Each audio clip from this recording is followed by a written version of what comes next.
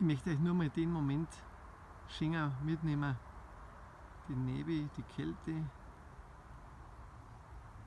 und diesen unglaublich wunderbaren Sonnenaufgang, der sie uns schenkt und wo man einfach mal kurz innehalten kann und das genießen, die wenigen Minuten um uns herum schon Fahrzeuge, Menschen, die in der Arbeit fahren oder sonst wohin, und einfach einmal das Glück kurz zu genießen, stehen zu bleiben und einfach zum sagen, ich nehme mir jetzt die paar Minuten Zeit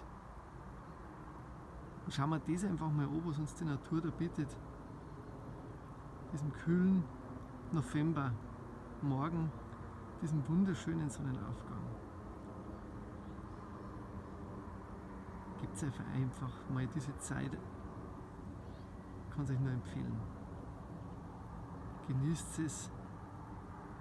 Ich wünsche euch lichtvolle, positive Gedanken, lichtvolle, positive Gefühle.